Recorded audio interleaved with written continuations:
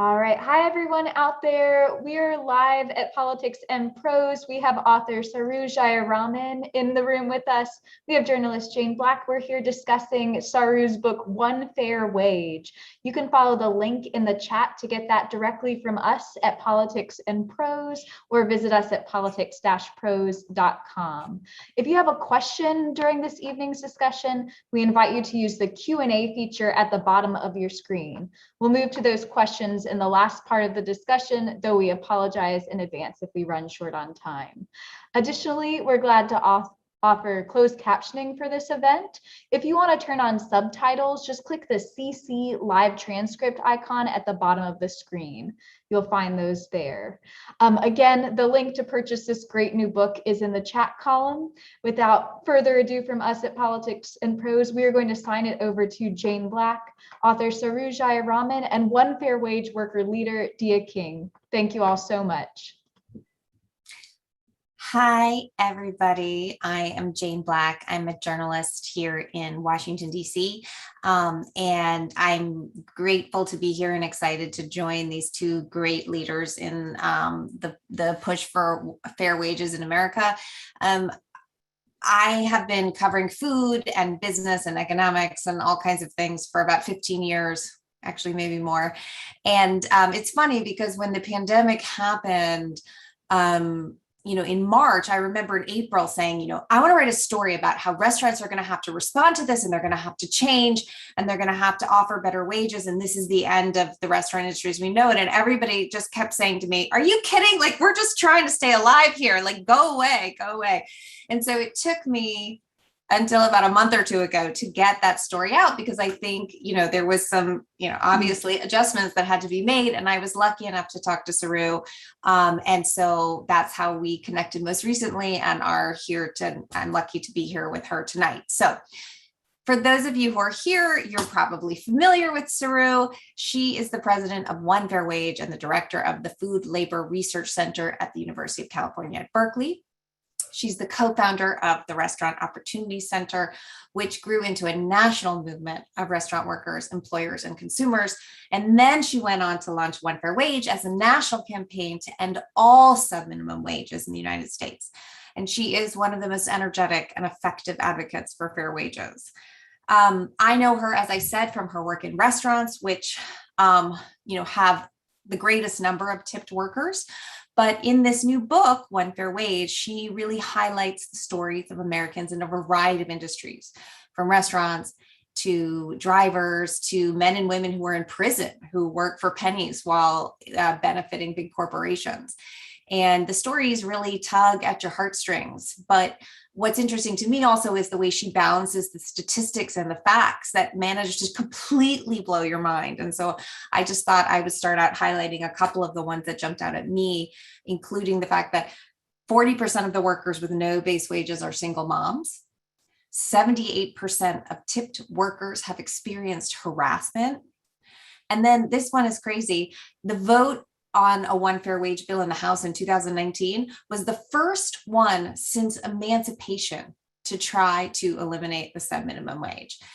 And so in short, this book, which is very short and very readable, is sort of this arresting proof of why we need change. And we're going to talk about all of that with Saru. I'm also going to introduce, Saru's going to give a quick presentation to start, just to talk about specifically what's happening in this moment and in Washington, D.C., where I would imagine many of our viewers are.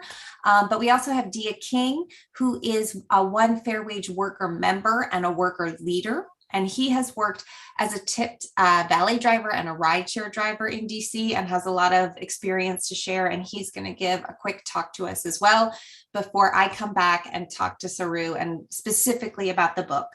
As they said in the introduction, please put any questions you have in the chat and we will get to them at the end.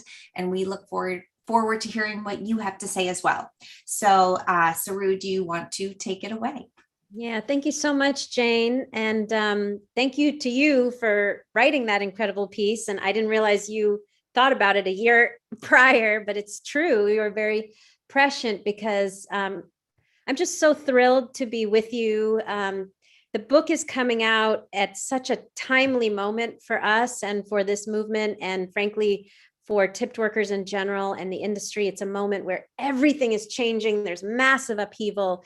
And I really believe this is one of the silver linings of the pandemic. We are seeing something that's about to end that has been around, yes, since emancipation. So just quickly about that history. As many people know, prior to the pandemic, the restaurant industry, which is the largest employer of all sub-minimum wage workers, was the nation's second largest and absolute fastest growing private sector employer, nearly 14 million employees, but was one of the lowest paying employers for generations, really since emancipation of slavery, when the restaurant industry first demanded the right to hire newly freed slaves and try to pay them nothing and have them live entirely on tips. It was a mutation of tipping. Tipping had originated in feudal Europe as an extra bonus on top of a wage. When it came to the States, it actually came right before emancipation. And two things happened at that time.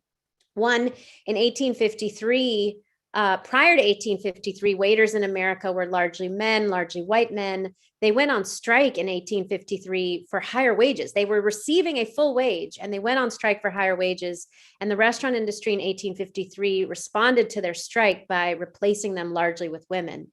And then 12 years later, emancipation happened and the restaurant industry found another workforce that it felt that it could exploit for very low wages, Black people, and offered them nothing, and mutated the notion of tipping from being an extra or bonus to becoming the wage itself. So what we have to understand is that there was a wage for waiters in the restaurant industry, for all workers in the industry prior to emancipation and prior to 1853, and it went down to zero just as women and Black people entered the industry, which is why this sub-minimum wage that exists today, which is currently $2.13 at the federal level, can't be seen as anything other than a devaluation of women's worth and Black lives. It really cannot be seen as anything else because it literally went to zero as Black people and women entered the industry.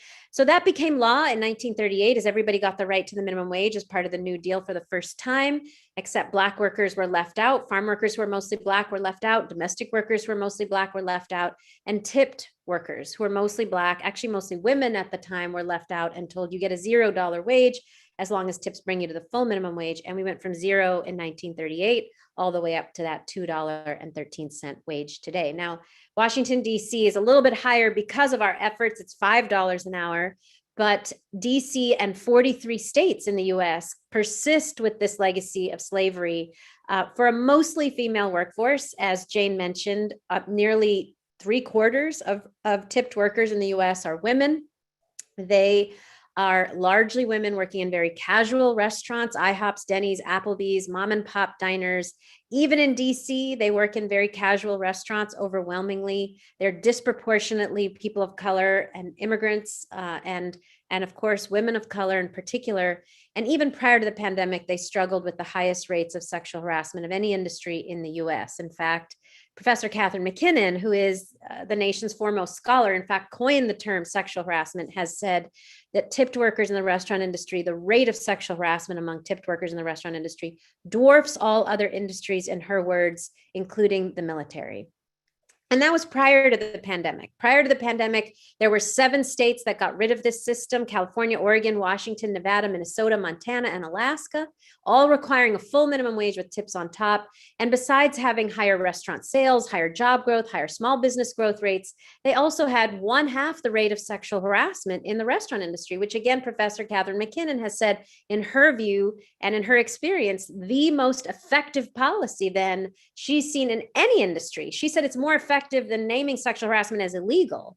The most effective policy in cutting sexual harassment she's ever seen is paying workers a full minimum wage, because when you do, these workers aren't as completely reliant on tips to feed their families. They're not as dependent on the whims and biases of customers.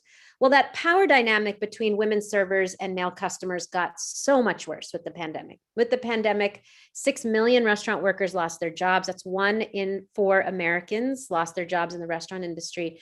We started a relief fund last year, raised a lot of money very quickly, and it all went out the door because 250,000 workers applied for relief to us.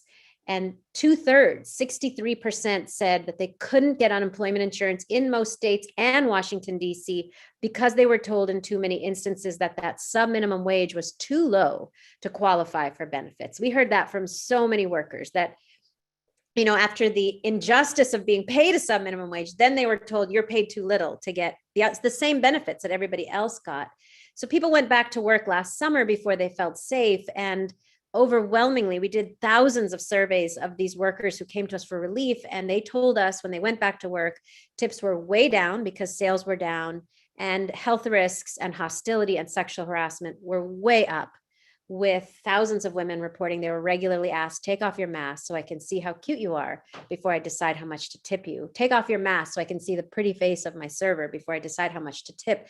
And that was a breaking point. We saw last year itself, last summer, last fall, even that moment where workers were told you earn too little to get benefits. Last year itself, millions of workers started leaving this industry. So I think the press started reporting on what they called a worker shortage this year, because when restaurants tried to reopen this year, they found they didn't have enough people. But we were talking about it last year. People are leaving, and it's not a worker shortage. It's a wage shortage. Calling it a worker shortage, and I love this one article I read saying calling it a worker shortage is like saying there is a dearth of Mercedes Benzes for $1,000. It's not that the workers don't exist. They're just not willing to work for $2 and $3 and $4 and $5 anymore. And as a result, we published a study in May, surveyed 3,000 workers across the country. 53% of workers who remain say they're leaving, and 78%, that's nearly 80% of workers, said the only thing that would make them stay or return to work in restaurants is a full livable wage with tips on top. So that's what made Jane's article so incredible. I know we'll talk about it more, but Jane's article in the New York Times really captured this moment we've been experiencing over the last month, really, month and a half, 2 months of literally, we are now documenting thousands of restaurants, many of whom fought this in the past or said it wasn't possible to pay people a full minimum wage, now paying, and we've documented at this point nearly 3,000 restaurants in 41 sub-minimum wage states paying a median wage of $14 plus tips on top. Again, many restaurants who said it was impossible. So that brings me to the policy fight, and then I'll turn it over to Dia. But, you know, we've been fighting on this issue for many years. And those of you who are in DC remember it well. We won this on the ballot in Maine, and the Restaurant Association poured a lot of money into overturning it. You know, we won this overwhelmingly on the ballot in Washington, D.C. in 2018. And again, the Restaurant Association put a lot of money into overturning it, fighting it and overturning it. We won this in Michigan. So in each instance, we saw the Restaurant Association put a lot of money into fighting it, to overturning it. And it was that realization that they were pouring a lot of money into overturning the will of the people in a lot of different places that made us feel like this is a bigger fight. We've hit a nerve, and this is about something much bigger than just a number, $2, $3, $4, $5. It is fundamentally about this notion of a sub-minimum wage, and really, truly, whether it's tipped workers, and among tipped workers, of course, there's restaurant workers, there's parking attendants like Dia, there are gig workers who earn tips, but there's also incarcerated workers, as Jane mentioned, and workers with disabilities, and youth in many states get a sub-minimum wage.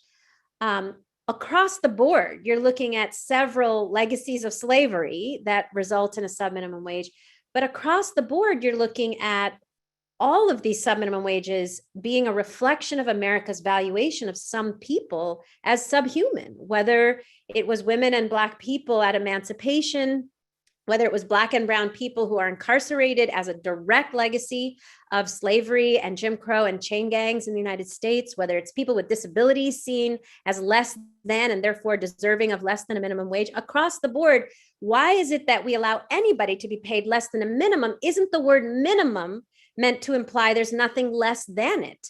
And yet here we have almost 1 in 10 working Americans able to earn less than a minimum. And so what can that mean except that some people are worth less or subhuman compared to others? And so the exciting news is that despite that heavy fight that we've been in with the Restaurant Association for really 2 decades, we are at a precipice. We are at a moment of change where, because so many restaurants have now moved in this direction, are now paying 15, 20, we've tracked some restaurants paying $25 and $30 an hour. I even found a restaurant in Massachusetts paying $50 an hour plus tips. This moment of change has resulted in a real change in the opposition. And what was a vitriolic fight between us and the Restaurant Association of Metropolitan Washington has turned now into a dialogue between us, the Restaurant Association of Metropolitan Washington, D.C., and city leadership in D.C. around a bill, a legislation that would get us to one fair wage, to $15. Many of you know we've been moving a ballot measure, which Dia will talk about more. And that ballot measure continues, and it will be on the ballot next year. But there's a real effort to actually get there faster, potentially through legislation, in a way that is just a total reversal of everything we were, fighting over in 2018. So I think we're in a moment, and we're not just seeing this here in DC. In New York, the new governor is indicating that she's going to move in this direction in the next month or two, end the sub minimum wage in New York.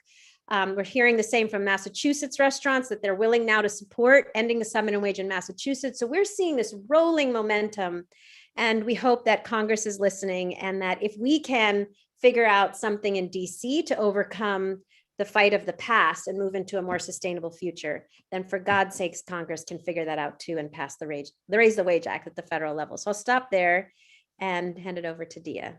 Thank you for being here, Dia.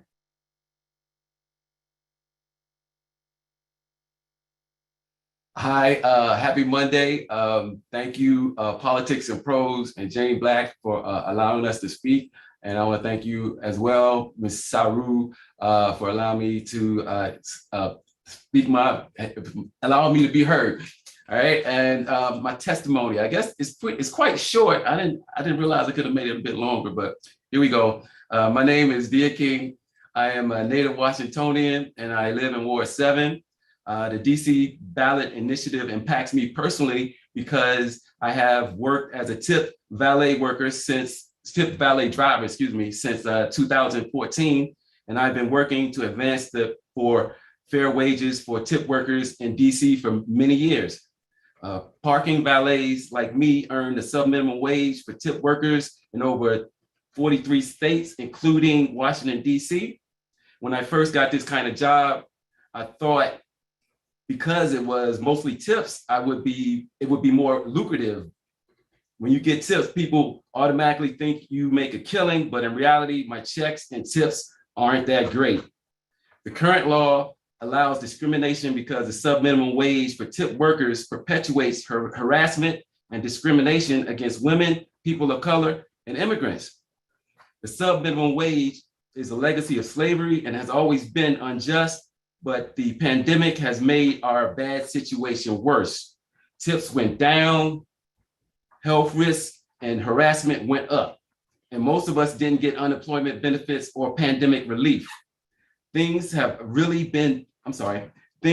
really bad for our city's most vulnerable who work in the service industry. We have an opportunity to rebuild a post-pandemic DC restaurant and hospitality industry and economy that is just and fair and values everyone for how hard we work. Right now, a lot of restaurants and hotels have been talking about how they're short-staffed because no one wants to work. The reality is that restaurants aren't facing a worker shortage, they're facing a wage shortage. We love working in restaurants and as parking attendants for hotels, boosting the city's tourism and economy. We want to come back to work fully. We just want to be paid a fair, full wage with tips on top like everybody else. If we had a full minimum wage, that wouldn't be the case, and we would have been in a better place at the onset of the pandemic. It just doesn't make sense to go back for higher risk, substantially worse customer aggression and hostility, and so fewer tips. We're fed up, and we're asking the DC Council to end the legacy of slavery and unfair system once and for all. And for those of you that don't know, I am the one fair wage hype man. And Elena, the essential woman, the essential worker, the woman on the cover, is our mascot. Yes, the big statue on the woman on the cover. I set that up. Me and Elena. We make a good team. We traveled all around the country. We've been to New York City, Philly, Detroit, New Jersey. If you don't have 15 plus tips, me and Elena and One Fair Wage crew are coming to your town. All jokes aside, this has been one of the deepest relationships I've had in the last year. That's my girl. Don't mess with her. But seriously, Elena is important to our collective movement for justice and liberation for all workers, because when she is set up, she looks great. She brings attention to One Fair Wage and inspires us all to fight, don't starve. Thank you for being here tonight, and please continue to stay involved with the DC campaign. We need all the help we can get. Sign up at betterrestaurantsdc.org. That is BETTERRESTAURANTSDC.org. I got time, so I'm gonna say it again a little slower. BETTERRESTAURANTSDC.org. I ain't got my glasses on, so I might have messed up something, but y'all figured out. At One Fair Wage, fight, don't starve.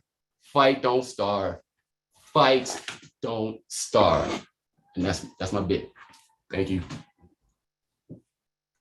Thank you so much. And even though you did an excellent job spelling that out, it is also in the chat in case you want to check on it later, people who are interested in finding out more and checking that out. Dia, are you going to stay on? Should I throw some questions to you? Okay. All right. Just in case, Sure. I'll let you know. Okay. So Saru, I just want to come to you for a second. So, when I hear you talk, there's so much passion and so much fluency in kind of the history and the statistics and, these specific worker stories.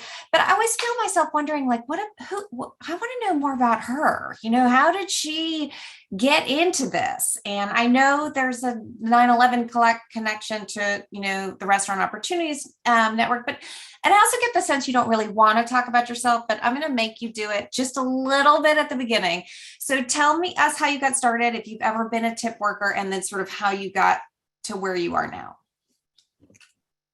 Yeah, I have not been a tipped worker myself. My parents, my family did own restaurants in India, but they are immigrants from India. And when they came, they struggled a lot. And so for me, it was initially a feeling of resonance with immigrant workers. And that's why on 9/11, when 9/11 happened, and I was asked to start a relief center in the aftermath of the tragedy for a population of mostly immigrant workers working at this restaurant at the top of the World Trade Center. 73 workers died that morning, almost all immigrants. And another 13,000 restaurant workers lost their jobs in the months and weeks following the tragedy. So we started as a relief center post 9/11 that I initially was, very drawn to this industry because of my parents are immigrants and because it's such an immigrant heavy industry. In DC, I think people may not realize tipped workers are majority immigrants. They're not actually majority white people working in fancy fine dining restaurants. They're majority immigrants, 70% people of color. And they're largely working in very casual restaurants, but also as parking attendants, nail salon workers. It's a wide range. So that's what initially drew me in. But of course, once you're drawn in and you start meeting restaurant workers and then other tipped workers like Dia, you at least for me, I felt like there was no other place I needed to be because this industry is so huge. The history is so wrong. Most people didn't know the history. It really, to me, is the epitome of both what's wrong in terms of economic inequality in this country and our democracy, that you've got a trade lobby, the National Restaurant Association, which is really driven by the chains, IHOPs, Denny's, Applebee's, Olive Gardens, that's been around for over 100 years, really driving this boondoggle for not just the restaurant industry, but now other industries are starting to emulate it, not just parking attendant companies like Dia's, but really truly the big gig companies in many ways have emulated what the restaurant industry is doing by deducting from delivery workers payments based on how much they get tipped. It's the same exact idea. So it's the origins are horrible.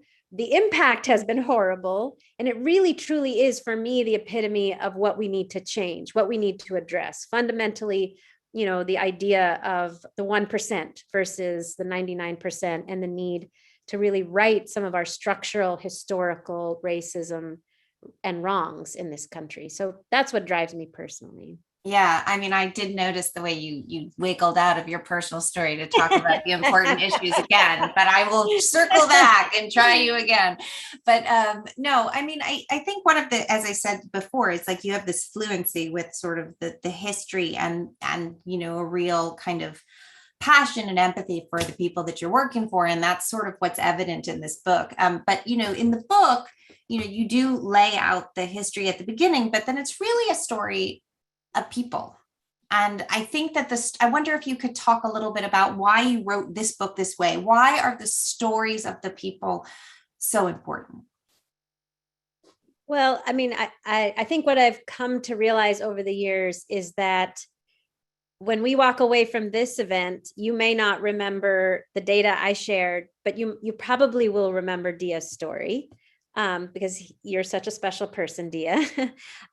Because, he's lived it. I mean, I think people connect with humans and stories much more than they do with data or history. And so understanding how this impacts the lives of, Dia as a parking attendant, or Jamie as a restaurant worker, a tipped restaurant worker, who's been consistently tipped less because she's Black. Or Vianne or Angel, who are Uber and Lyft driver, Postmates delivery workers. I mean, just you read these stories and it's hard to say, no, they don't deserve a full minimum wage, because you hopefully, if you read the stories and you understand not just their work, but who they are as a human being, their story of how they grew up and, how they fell in love in some cases, or how their parents fell in love, just who they are as a human being. My hope was that was an ability for us to connect as humans and then come to an agreement that if we all are humans, our common humanity means nobody can be paid less than a minimum wage, because again, a sub minimum really reflects our valuation of some people as subhuman. So it is important to understand humanity. It is important to understand those stories in order to understand why nobody should be paid less.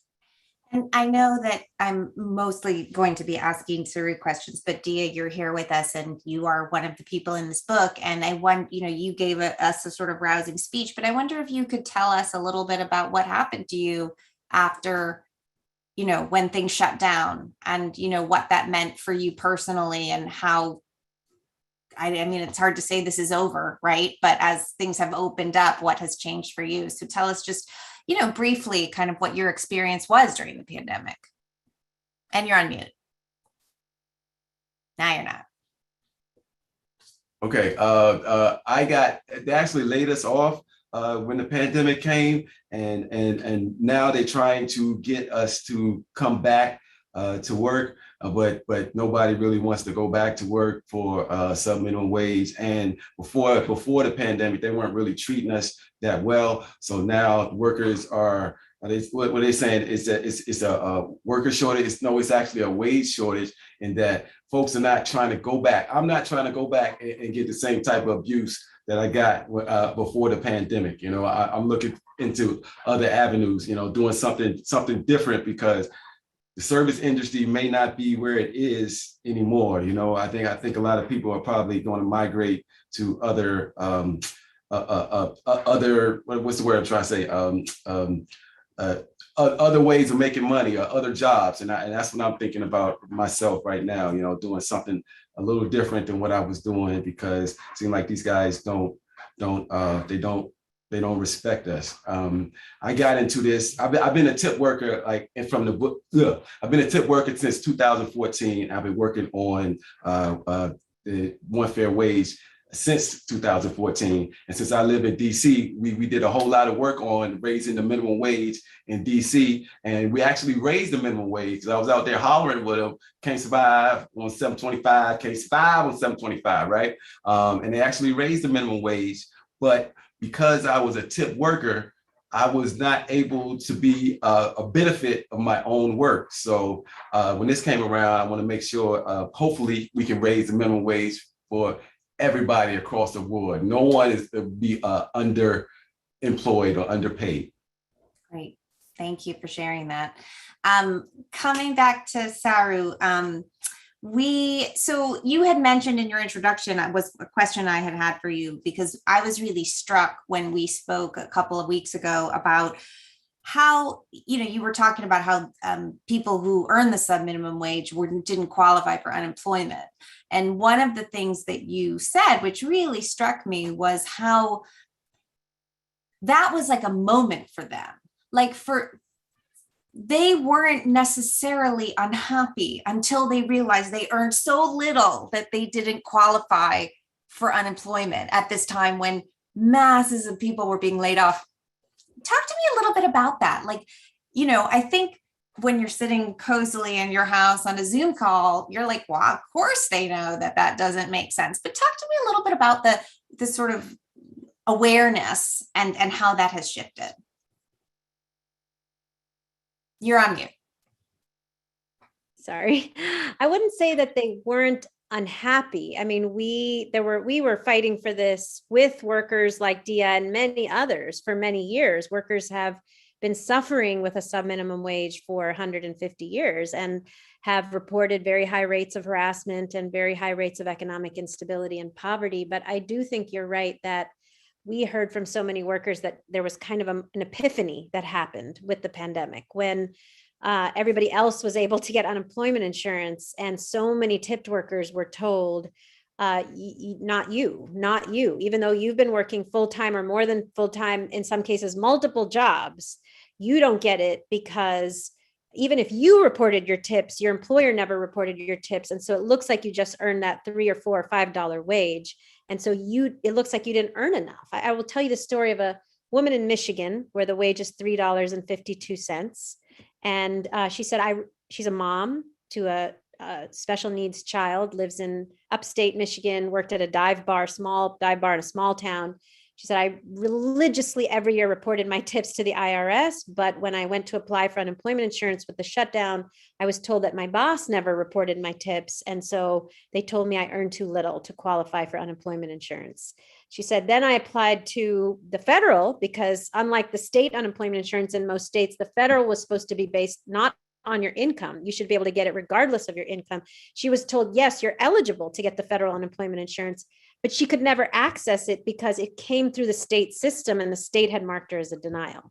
So here's a mom with a special needs child, shut out of work, no access to unemployment insurance, felt very uncomfortable about going back to work in a pandemic and she said, when I went back, I was repeatedly asked, take off my mask so I can see how cute you are. I mean, exposing yourself in that way to the virus for a chance to get a tip means exposing your family also to the virus. If you have special needs children or immunocompromised family members, think about how scary that is. So there was this epiphany that workers faced either in that first moment when they were told you don't earn enough, where they said, wait a second, if the government is telling me I don't earn enough to get benefits, probably I don't earn enough and I need to walk away. Or it was when they went back to work and they found tips were way down and they were asked to do so much more for so much less. Now they had to enforce social distancing and mask rules and now COVID vaccination rules on the same customers from whom they had to get tips to make up their base wage. It was an impossible situation. And workers said, listen, either I am not going to enforce these rules, which affects my health and everybody's health, or I am going to enforce it and then not get any tips. I'm going to get retaliated against. And by the way, 70% of workers told us if I try to enforce these rules, I'll get tipped less. 85% of Black workers told us if I try to enforce these rules, I'll get tipped less. So Black workers were even more retaliated against for trying to enforce these COVID rules. And it was just too much. They reached a breaking point, either when they were told you earn too little to get benefits, or later when they were asked to do more, so much more for so much less, so much more health risk and harassment for so much less in tips. It was a moment of, it was a breaking point. It was a real. I mean, what's interesting though, of course, is that, obviously the pandemic has exacerbated everything. I mean, not that we haven't talked about some potential silver linings maybe. But, in the book, you talk a lot about the struggle of immigrants. And I mean, I think it's important to realize that it isn't just terrible because of the pandemic, right? I mean, as you have noted, we're in a bad situation before. And, I know most about the restaurant industry, but immigrants are a huge part of the restaurant industry and other tipped industries as well. And they feel, and then there's a story in the book where you talk about this in right outside of Washington, D.C., where they feel and are treated as if they have no power, like both by management, and customers. Like, if you don't like this, forget it. And so I wonder if you could talk a little bit about that story in the book. And if there's any good news on this, I'd love to hear it. I mean, yes, look, there's a power dynamic that already exists in our industry with the tips, and people feeling like they have to put up with anything and everything in order to get the tips. If you layer on top of that for immigrants, their inability in the past, at least, to stand up, they felt like they couldn't speak up for themselves because of the fear, not just of being fired, but being deported, for having Homeland Security called on them. There's always a sense of fear and a power that some employers wielded over workers, perhaps not always in the best way. But I do think there's a silver lining, because we've seen all kinds of workers stand up and say enough is enough. It isn't just white workers or Black workers. It's all workers across the industry and across multiple industries. I mean, we're hearing this among farm workers, that they're not willing to put up with anything less than, actually, in many states, we're seeing states paying now 17 and 18 and more for farm workers, because we're seeing across multiple industries, workers are generally saying, we're done. We're done with these conditions. We're done with this level of work. And I gotta say, for people who are like, oh no, they're just staying home, lazy, collecting unemployment insurance, or there's some reason why they're not willing to go back, we actually specifically looked at 5 states. I saw New Hampshire mentioned in the Q&A. I'm really happy to talk about New Hampshire, because we specifically looked at New Hampshire, which prematurely cut unemployment insurance because they thought it would send workers back to work. We found 53% of workers nationally said, we don't want to go back to restaurants. 60% of workers in New Hampshire, after they cut unemployment insurance, prematurely said they wouldn't go back. And we did ask workers, is it the wage? Is it COVID? Is it childcare? Is it, what is it? We asked like 15 different things, and 80% of workers said it's the wage. It's the wage. I will not go back unless I get paid a full livable wage with tips on top. And every other answer was 40 or 50 percentage points less, whether it was COVID or harassment or childcare or anything else. So workers have been very clear. It's the wage. That's the right. And it's interesting that you say that, because, obviously they're the journalists with their little names. They've been calling this Striketober, right? Because we've got Kellogg cereal plant workers and Hollywood production people. And, there is this burgeoning, emerging labor movement. So what is the status of the Raise the Wage Act? So tell us what the Raise the Wage Act said. It did not get into the COVID relief package. So is there any chance that we're going to see movement on this? I think there totally is, because first tell us what it is, so in case people don't know. Yeah, sure. The Raise the Wage Act is something that President Biden has been pushing since last year and even before that. So it would raise the minimum wage to $15 an hour and fully phase out the sub-minimum wage for both tipped workers and workers with disabilities.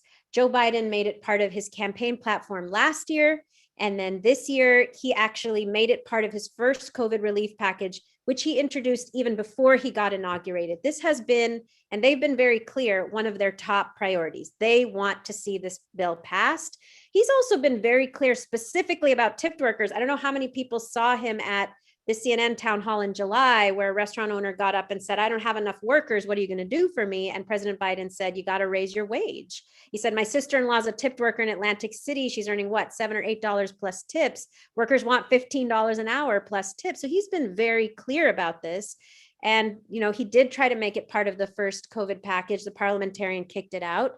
But it is very possible. In fact, we're on Capitol Hill tomorrow. It is very possible that this bill can move on its own, more so now than ever, because as I was describing earlier, there is a new willingness among many restaurant owners, or not just willingness, desire, eagerness among restaurant owners to see legislation passed. Why?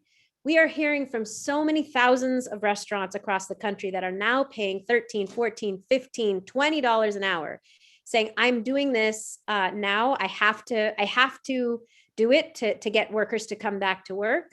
And I want to do it, but I cannot do it alone. It's got to be a level playing field. All companies have to go up together, and both because it's not fair that I do it and Denny's and IHOP don't do it, but also because we need consumer spending to go up across the board. So they say it needs to be a level playing field. But the second thing they're saying, which is really interesting, is I'm raising my wages and I still don't have enough workers. And it's because workers don't trust that this is permanent policy. This is permanent wage increases. There's been so much talk of temporary hiring bonuses. The workers are like, well, I left this industry. How do I trust that you alone paying 15, you're not going to go back to $3 or $4 next year? And so there's employers are saying we need policy change. We need to pass the Raise the Wage Act or similar bills at the state level in order to get workers to come back to work. So. Well, that leads me to one more question I'm going to ask, and then we have a lot of questions in the chat, which is great. Which is just these specific restaurants who have tried. So this story that we connected on that I wrote in the New York Times was about a certain set of restaurants that were doing their best, not only to raise it to $15 plus tips, but to even out, and this is sort of more complicated for people who don't know the ins and outs of this, but to even out the wages between what's called the front of the house, which are the people who are servers, and the back of the house, who are the cooks. And, there were some really interesting stories and people who were trying really hard to make it happen and struggling, frankly. I admire those people so much, and we can talk about the specifics of them and who succeeded and who didn't. But at the end of the day, most of the people I talked to who were, largely white tablecloth restaurants were doing it at a disadvantage to themselves. There were tax disadvantages, there were, money disadvantage. And they were like, I'm doing this because it's the right thing to do. And I just kind of felt like, well, great, but that's not the way we make systemic change. We don't expect people to do something that disadvantages them, it would be nice if everybody did everything for the greater good. But I'm just wondering, what you think about that. Is what's happening where these individual people are doing it enough? Or do you, I'm guessing you feel that we need the legislation in order to make it, or some sort of tax legislation that, gives them back the tip credit or whatever it is? Yeah, in fact, I'm right now sitting in a hotel in Washington, D.C. Sorry for all the background, but we're here at a conference of amazing restaurant owners who've come in from all over the country, who are all saying the same thing. We cannot do this alone. We need it to be policy, so everybody goes up together. This is the right thing to do for our industry. It's the only future for our industry. You listen to some of these employers and they'll say, yes, we are struggling, but we cannot envision ever going back to the way things were. We can't do it. You can't experience. It's funny. I wonder sometimes if people really understand capitalism and supply and demand, because you can't go up to 15 this year and think, oh, we'll go back to $2 and $3 next year. Workers aren't going to buy that. It's just not going to happen. And so a lot of employers know that, want to figure it out, and are here in DC because they want to tell Congress, we want to do this, but we can't do it alone. It's got to be universal. It's got to be a level playing field. We've all got to move up together. Yeah, and there has been a shift. I mean, I think certainly during the pandemic, there have been a bunch of independent restaurateurs who've gotten together and, had quite a bit more clout than they did previously, whereas it used to just be the National Restaurant Association, which you can tell everybody what we call them. We call them the other NRA, yes. Yes. And they've been a real dinosaur on the issue, I think. But again, I have so much hope because we're even seeing members of the NRA now paying, leaders of the NRA who said can't be done, can never pay more than $2 and $3, now paying 13, 14, 15 plus tips. So clearly it can be done. We just need to help them stay there. We need to help them maintain it. Right. So we have a bunch of questions. I'm going to open it up. I have to skim through them while you answer this first one. I'm going to go to the New Hampshire question because you mentioned that you want to talk about New Hampshire. So this says, I have a friend in New Hampshire who is a very progressive Democrat. He always votes blue. He owns a catering business. His business barely survived the pandemic and he's still barely breaking even. He pays his workers over minimum wage and says he'll have to close his business if the minimum wage rises to $15. What do you say to him? Yeah, I'm so happy. I would love to talk to your friend in New Hampshire because I would say at least 3 things, but many more as well, maybe 4. One is, well, we've actually now documented over 100 restaurants in New Hampshire now paying a median wage of $15 plus tips. The minimum wage in New Hampshire is $3.27. All these restaurants, many of whom said the exact same thing, can't be done, can't be done, can't be done, are now doing it. 2, it has been done. Restaurants are doing it in red and blue states, California, Oregon, Washington, Nevada, Minnesota, Montana, and Alaska. They've been doing it for many years. The industry is actually growing faster in those states. Those states lost fewer restaurants during the pandemic because consumer spending was higher in those states, was up higher. And those states are doing really well. Small businesses like your friend's catering business are actually flourishing in those states. The third thing I would say is that all of the legislation that is moving anywhere in the country moves up slowly over time. So nobody's being asked to go from 2 to 15 overnight. At least in the federal bill, it's talking about a gradual phase into 15 over time. Although I got to tell you, many employers who are now paying 15 in New Hampshire are saying, we want everybody to get there as fast as possible because we need a level playing field. And the fourth thing I would say that I think a lot of restaurant owners don't know is that we actually got a bill passed in Congress in 2018 that actually allows, that says, in 2017, President Trump tried to make tips the property of owners rather than workers. And we mobilized 400,000 people to stop that from happening and got a bill passed in Congress saying tips are the property of workers now and forever. And we said, if you pay everybody a full minimum wage, tips can be shared, as you were mentioning, Jane, with the back of the house. And so your friend in New Hampshire actually would be able to increase equity between front and back, kitchen and dining room staff by moving to a full minimum wage and then being able to share tips among non-management employees. So there's a real advantage to employers. On top of all of that, we have been pushing in DC, in New York, at the federal level, all these additional supports, tax credits and grants, and all these additional supports to help employers get there. Not to mention we've created a calculator and a guide to show restaurants how to do it profitably, profiling other restaurants in New Hampshire and Maine that have moved in this direction over the last several months and done so really successfully. So I think that everything I've just said you could share, but one key thing I'd love to share is that if anybody's willing and open to it, we can introduce them both to materials to show them how to do it and peers in their own states who are already doing it. Thank you. So here's another question, which is an interesting one. Inflation is on the rise, which necessitates a rise in the minimum wage, but raising wages to $15 an hour could lead to more inflation, damaging the economy and making Trump more electable in 2024. What are your thoughts on this likely and serious problem?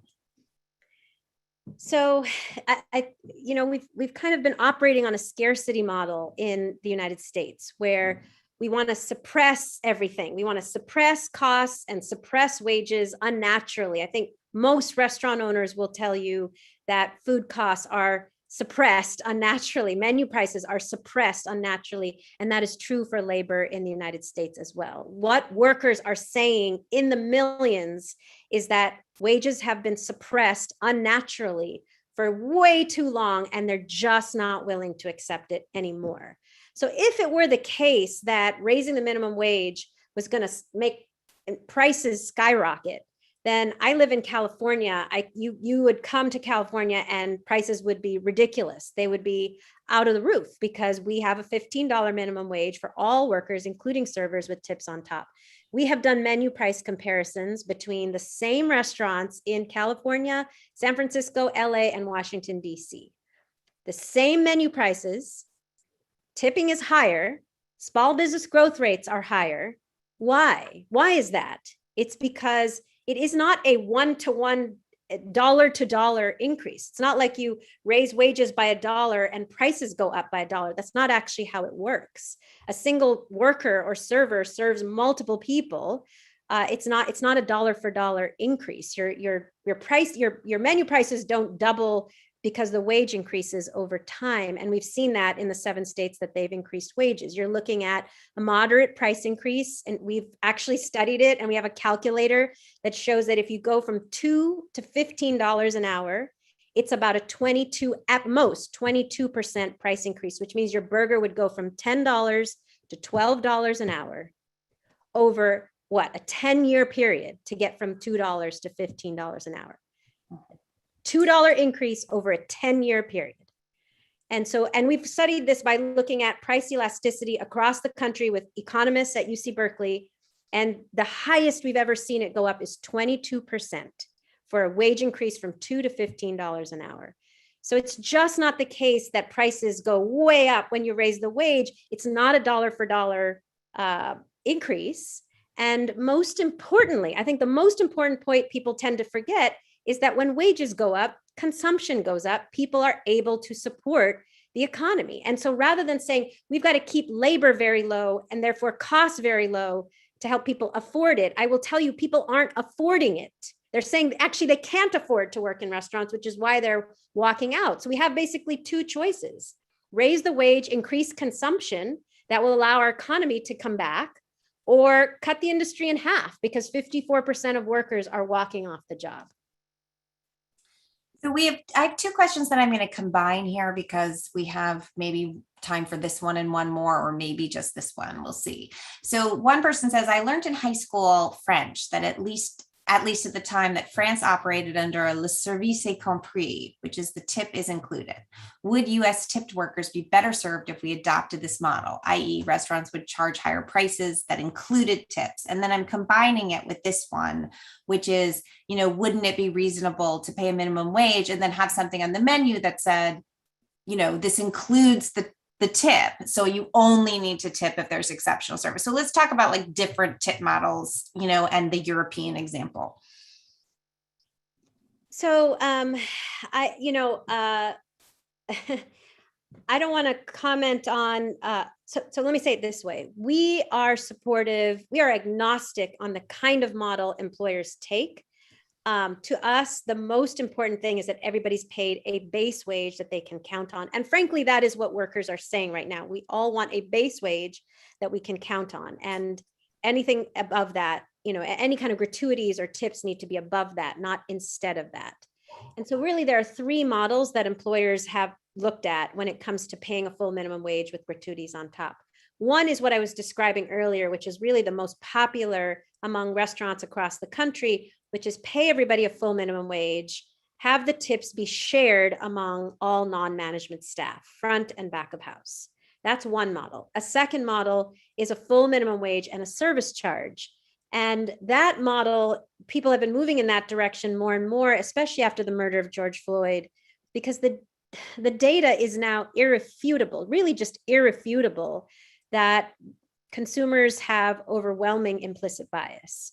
That unconscious bias results in workers of color and women, and particularly women of color, always getting tipped less, no matter how perfect their service is. There's a professor at Cornell University School of Hospitality Management, Michael Lynn, who spent his whole life getting data from large companies and documenting, now beyond a reasonable doubt, that workers of color, even when they provide what he calls perfect service, always get tipped less, even if they provide better or perfect service compared to a white counterpart. And so many people after the murder of George Floyd said, we do need to move away from a model in which basically workers' income is determined by whether the customer likes the way they look or has some bias about them. And so that's why service charges, which are just a kind of sort of like a fee, a fixed price, a fixed gratuity on top of the price, on top of the wage, have become more and more popular.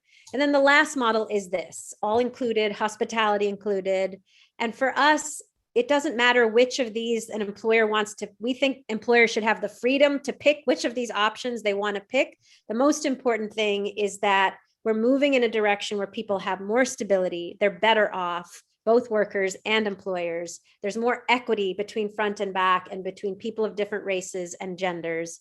This is the future of the industry. It is the future that, frankly, workers are saying we won't go back unless we get it. And now so many employers have joined in saying, this is the future. We have to move in this direction, but we need support to do it. We need federal government and state governments to make it a level playing field.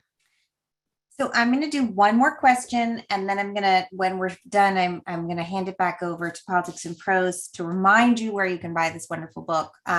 This is, I think I know what you might say to this one, but the question is, how can we all, regardless of position, strive to ensure within our common humanity that harassment is identified and handled properly without repercussions to the workers? Do we need more government, not less, in this area specifically, especially sexual harassment and racial and other discrimination? Yeah, you probably guessed what I was going to say. She's going to say less government. I know it. No. I mean, I don't know if you call it less government, more government. I just know that in our industry, there is now, like I said, just no doubt that the most effective way to cut sexual harassment and cut racial discrimination is to pay everybody a full minimum wage. Like, the data is now just so irrefutable. In fact, Professor Catherine McKinnon, who has spent her life, she's the foremost legal scholar on sexual harassment in the United States. She has said two things. She said, the rate of sexual harassment among tipped restaurant workers dwarfs all other industries, including the military. And she has spent her life studying sexual. The second thing she said is, I have never seen a policy more effective at cutting sexual harassment than one fair wage, including, she has said, naming sexual harassment as illegal, which has been her life's work. That's been her life's work, is naming it illegal. Why? Because we can all do things about sexual harassment. We can make it illegal. We can help workers sue. We can set up a legal defense fund. We can call it out when we see it. We can do all of those things. But sexual harassment in the end comes down to the power a woman has in the workplace and her ability to say no to her harasser. And I feel like the person who really said it best was actually Congressmember Alexandria Ocasio-Cortez. She did an event with us a couple of years ago where she was a server. We actually have had so many different Congress members act as servers for an hour. Even Senator Schumer did it recently with us in New York. So she did it. She returned to a bar in New York and acted as a server for an hour, and said at the end of her service that, when you live in a state with a sub-minimum wage, maybe at the beginning of the month to the 15th of the month, if a guy tries to grab you or say something to you or do something inappropriate, you can say, buzz off, go away. But from the 15th of the month to the 29th or 30th of the month, you're going to let that guy do whatever he's going to do to you, because his tips are the way you're going to pay your bills come the first of the next month. And that's what it comes down to, is the power a woman has to say no, to reject it, to walk away from the tip. And if she gets a full wage from her boss and she can count on that wage, she isn't as reliant on the tip. And as we talked about, that became really an issue of life or death during the pandemic, when women were asked to do so much more. And men were now you're seeing women and men getting punched in the face and shot around the country for trying to enforce COVID protocols. And we've just got to get to a place where we at least pay these workers. If we're going to ask them to do all that, at least pay them to the place where they're not relying on tips from those same customers that they have to enforce. I think that's what's so interesting about this, is that, there are certain policies. There's so many policies and so many bills. And this is how I'm going to wrap this up, where they fix one thing, but then there's some that are at a nexus of so many different things. And wouldn't it be great, you think you're dealing with wages, but you're really dealing, I think what you're saying is you're really dealing with power and sexual harassment and, all kinds of things through this one thing that would change so many different things and have these ripple effects. And that's one of the reasons it's so powerful. Saru, we thank you for being here and for all of your hard work. And Dia, thank you so much for joining us. And thank you for your work in DC, my hometown. I'm going to hand it back over to Politics and Prose by the book. Thank you very much. Thank you, Jane. Thank you, Saru. Thank you, Dia, for being here with us this evening. Certainly one of the most engaging and one of my personal favorite events we've hosted in some time. It's such a great conversation. We could easily sit here for another hour at least. But for more answers and more discussion, I'm going to have to point our audience to this great book, One Fair Wage. You can follow the link we've put in the chat to grab a copy off our shelves for yourself, or again, visit us at politics-prose.com. While you're there, feel free to check out the rest of our events calendar. This event will be up, the recording will be on our YouTube channel. If you want to pass that along, please share this, share it with everyone. And from our shelves to yours at Politics and Prose, we hope everyone out there is staying safe, staying strong, and of course, staying well read. Thank you all so much.